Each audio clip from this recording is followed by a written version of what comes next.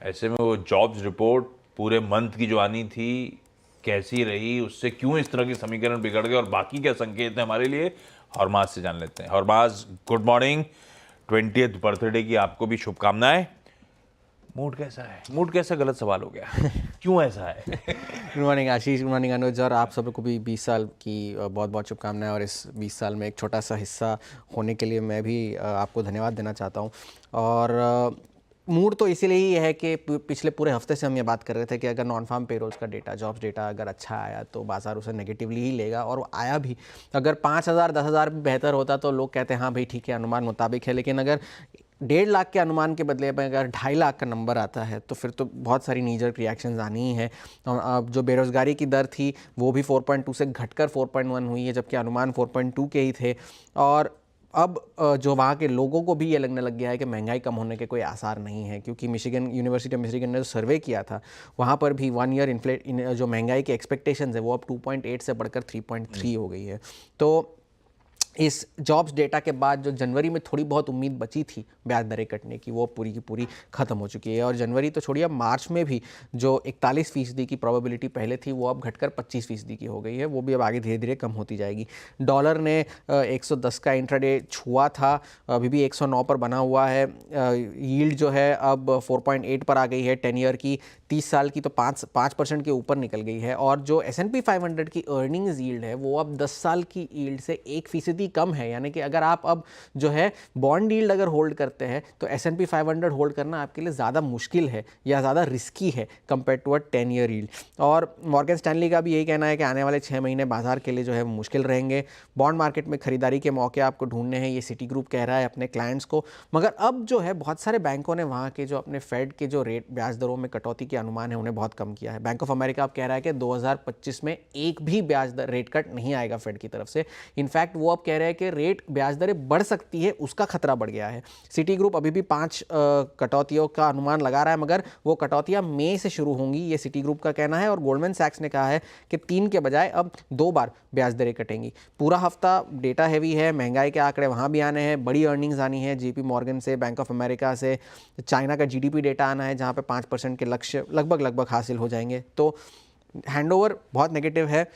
तेल की कीमतें बढ़ रही है, डॉलर 110 पे पहुंच गया है, यील्ड्स बढ़ रही है, तो पॉजिटिव संकेत ढूंढना इस वक्त थोड़ा सा मुश्किल है। और माँ थोड़ी देर और कंटिन्यू करते तो और बर्बादी के संकेत देते चले जाते। हर चीज बिगड़ी हुई है, आज सुबह सारे समीकरण खराब हैं, ग्लोबल इक्विटीज का मूड दिख ही रहा है, सब कुछ गिफ्ट निफ्टी रिफ्लेक्ट करता हुआ। तो पिछले हफ्ते के पेन के बाद नए हफ्ते की शुरुआत भी दबाव के साथ। अगर बजट के लिए 15 ट्रेडिंग सेशन बचे तो अगले हफ्ते इसी दिन यानी कि मंडे को ट्रम्प साहब का इनॉग्रेशन है। और भाई साहब कहा जा रहा है ट्रम्प साहब पहले ही दिन 100 एग्जीक्यूटिव ऑर्डर्स शायद साइन कर रहे हो। ये सब नर्वसनेस भी आपको इन सब भाव में दिखना शुरू हो गई है। खैर, ये तो हो गया ग्लोब का खराब हैंडओवर अच्छा था, यूएस का डेटा अच्छा है, पर इक्विटीज गड़बड़ा गया मामला, क्योंकि वो डर गए, दरों में कटौती और टल रही है इसका मतलब। पर हमारा खुद का ट्रेड सेटअप, फ्राइडे का दिक्कत भरा सेशन पिछला पूरा हफ्ता गड़बड़ाता हुआ, ऐसे में अभी समीकरण बैठ कैसे रहे? सेटअप कैसा लग रहा है आपको? देखिए, सेटअप जैसा हमने डिस्कस किया था थोड़ा सा कि DIS की बाइंग है करीब 4,000 करोड़ की, FIS की 2,200 करोड़ की सेलिंग के सामने, और वो अब ऑलमोस्ट नॉर्म बन चुका है। और DIS के पास काफ़ी पैसा है, तो FIS की सेलिंग आती रहेगी, DIS की बाइंग आती रहेगी। ये मार्केट में आई थिंक कुछ टाइम तक आपको ट्रेंड दिखेगा।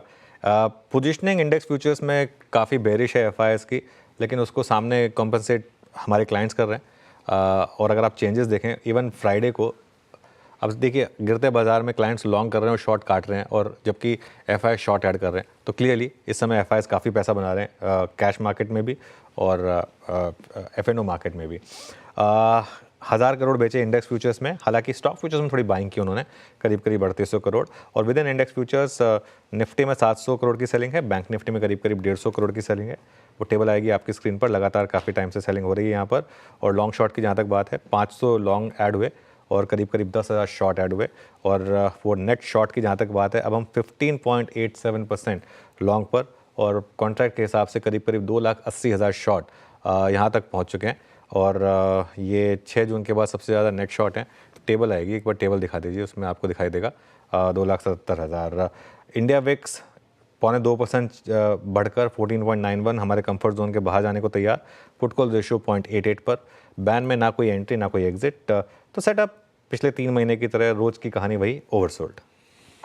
ओवरसोल्ड है, पर पता नहीं संभलेगा कब, रिवर्सल कब आएगा। लेकिन जो भी हो, फ्राइडे का ट्रेडिंग सेशन आपकी स्क्रीन पर आएगा। फ्राइडे की सुबह अपन की चर्चा हो रही थी रैली के फेल होने पर, और मौके मिले बाजार में। शुरुआत में मिला, उसके बाद थोड़ी देर बाद फिर रैली आई थी और फिर फेल हुई, फिर मौका मिला। तो रैली के फेल होने पर बेचे, वो स्ट्रैटेजी पिछले हफ्ते ब्यूटीफुल चली, और हमने अपने पोजिशनल स्टॉप लॉसेस जो ट्रेड्स थे उस पर बढ़ाकर 23,600 पे कर दिया था। वो भी नहीं चैलेंज हुआ। 596 इंट्राडे हाईज थे फ्राइडे के। तो अपने पोजिशनल शॉर्ट चल रहे हैं, जिस पे आज अपन तगड़ा गेन बना रहे होंगे, 200 पॉइंट नीचे खुलने के इंडिकेशंस। ऐसे में आज मंडे के दिन क्या वॉच करना है? बिल्कुल, देखिए एक ही सपोर्ट है अब, 23,250 से 23,350 नवंबर के लूज। उसके नीचे कोई भी सपोर्ट का कोई मतलब नहीं है। आप ऑप्शन डेटा कह दें, मूविंग एवरेज कह दें, कोई मतलब नहीं है। 23,250 के नीचे अगर आप बंद हुए तो सेलिंग बढ़ेगी, बंद हुए तो सेलिंग बढ़ेगी। और बाजार इस समय ना आशीष सेलिंग के लास्ट फेज से गुजर रहा है। लेकिन जो लास्ट फेज होता है ना, ये नॉर्मली सबसे ज़्यादा दर्दनाक ही होता है। इसमें इस तरीके से प्राइस बिहेवियर होता है जिस तरीके से अब हो रहा है। देखिए इस तरीके की गैप डाउन में ना रेजिस्टेंस की क्या ही बात करेंगे आप, कोई रेजिस्टेंस की बात करना इस मार्केट में बेमानी है। मैं सिर्फ एक चीज़ कहूँगा, इस मार्केट में कॉन्फिडेंस की कमी है। कॉन्फिडेंस तभी लौटेगा जब 2-3 दिन निफ्टी डे लो पर बंद होने के बजाय डे हाई पर बंद होगा। 2-3 दिन अगर डे हाई पर हम बंद हुए, भले ही बहुत बड़ी रैली के साथ ना बंद हो, 2-3 दिन डे हाई पर बंद हो, अगर थोड़ा सा लगे कि शॉर्ट में पैसा नहीं बन रहा है, तब मेरे ख्याल से थोड़ा कॉन्फिडेंस लौटेगा। तब तक एक ही ट्रेड है जो हम बार बार बात करते आए, या तो आप पोजिशनली शॉर्ट रहें या फिर आप हर रैली के फेल होने पर शॉर्ट करें। क्योंकि देखिए शॉर्ट करने का भी तरीका होता है। आप 200 पॉइंट के गैप डाउन पर थोड़ा शॉर्ट करेंगे अगर मार्केट इतना ऑलरेडी नीचे आ चुका है। पोजिशनल शॉर्ट की जो हमने 23,600 का स्टॉप लॉस की बात की थी, अब उसको रिवाइज करके 23,500 पर ले आए क्लोजिंग बेसिस पर। ठीक बात, ये हो गई निफ्टी की आज की स्ट्रैटेजी। निफ्टी बैंक स्क्रीन पे वीकर पॉकेट। भाई पिछले हफ्ते 2.25% अगर निफ्टी ठंडा पड़ा था, तो निफ्टी बैंक 4.5% गिरा। फ्राइडे सुबह यही चर्चा हो रही थी कि निफ्टी बैंक अब काफी कमजोर कड़ी बन गया है। 48,500 का रास्ता खुल गया है। हर रैली को शॉर्ट करने के मौके ढूंढे, और मौके मिले निफ्टी बैंक में भी। और हम 48,500 की बात कर रहे थे, 600 तक तो पहुंच ही गए थे फ्राइडे को हम लोग। इतना पेन बन गया था। बहुत पेन है इस पॉकेट में, क्या करना चाहिए?